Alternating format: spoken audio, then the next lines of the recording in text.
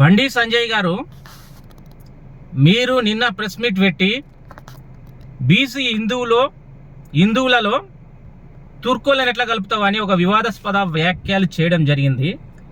నిజంగా నాకు తెలుసు నీవు ఇలాంటి తుంటరి పనులు చేస్తావు, ఇలాంటి చిల్లర మాటలు మాట్లాడతావని మాకు అందరికి తెలుసు.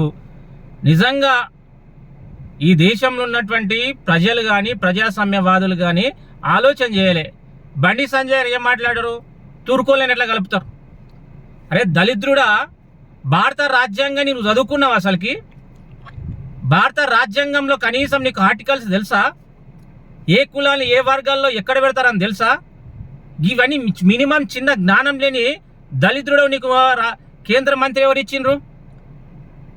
అది భారత రాజ్యాంగం ప్రకారము ఏ వర్గాలు ఎక్కడ ఉండాలి, ఏ వర్గాలను ఎక్కడ పెట్టాలి, ఏదైతే ఎస్సీలను ఎక్కడ ఉండాలి, ఎస్టీలు ఎక్కడ ఉండాలి, బీసీలు ఎక్కడ ఉండాలి అని అది భారత రాజ్యాంగం ప్రకారము నిర్ణయం తీసుకున్న సందర్భం. పార్లమెంట్ సాక్షిగా వీళ్ళు పెట్టాలనా హాళ్ళు పెట్టాలనా ఎవడు పెడతారు నీకు తెలియదు రా బాబు. కనీసం మీ ఇంకిత జ్ఞానం ఒక కేంద్ర మంత్రిగా ఉన్నావు, కనీసం పాలబుగ్గల పిలాన్లాగా మాట్లాడతావు. ఇంకిత జ్ఞానం ఉందా? తుర్కోలను ఎందుకు పెడతారు బీసీలు అంటే? భారత రాజ్యాంగం ప్రకారం ఉన్నారు. వాడు వీడు పెట్టకం కాదు.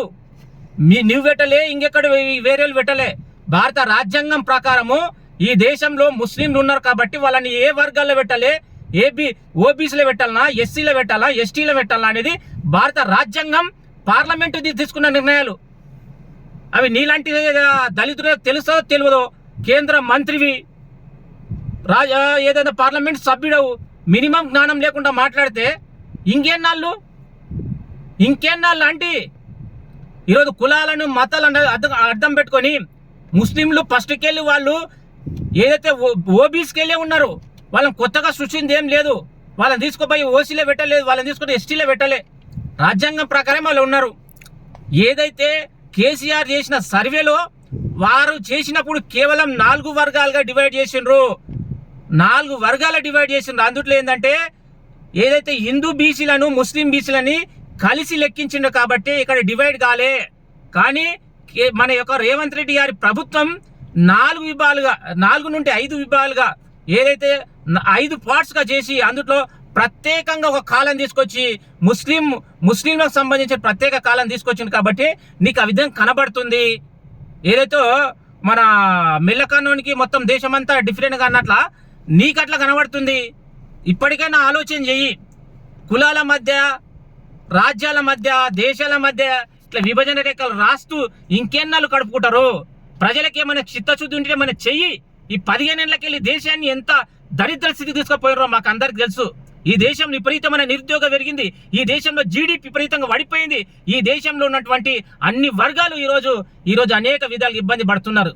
మీరు మాత్రం కులం మతం పేరుతో మీరు మాత్రం మీ పిల్లలు మీ కుటుంబాలు మాత్రం హ్యాపీగా ఎంజాయ్ చేస్తున్నారు, విదేశాల్లో చదివిస్తున్నారు. నీకేం తెలుసు? నీ కొడుకు ఎక్కడ చదువుతున్నారు? నీ బీజేపీకి సంబంధించిన ఆర్ఎస్ఎస్ వాదులంతా అమెరికాలో ఏదో క్రిస్టియన్ కాలేజీలో చదువుకుంటారు, క్రిస్టియన్ పాఠశాలలో క్రిస్టియన్ మతంలో పుచ్చుకుంటారు. కానీ ఇక్కడ మాత్రం హిందువుల పిల్లలు మొత్తం ఏంటంటే మీ రోడ్ల మీద కూర్చొని మీ జేజేలు కొట్టే పరిస్థితి. మైంగిలో చదువుకుంటున్నాం, మాకిలా నాలెడ్జ్ ఉంది. మీ రాజకీయాలు ఏ విధంగా చేస్తుంటారో మాకిలా స్పష్టమైన అవగాహన ఉంది. కాబట్టి బండి సంజయ్ గారు, మీరు ఇప్పటికైనా విచక్షణతోని మాట్లాడండి. కేంద్ర మంత్రి హోదాలతో మాట్లాడండి. చిల్లరగన్లగా మాట్లాడితే ఈ సమాజం చీకొడుతుందని గుర్తు చేస్తూ ఇంకొకసారి బాధ్యతయుతంగా మాట్లాడాలని ఒక ప్రజాస్వామ్యవాదిగా నేను డిమాండ్ చేస్తున్నా.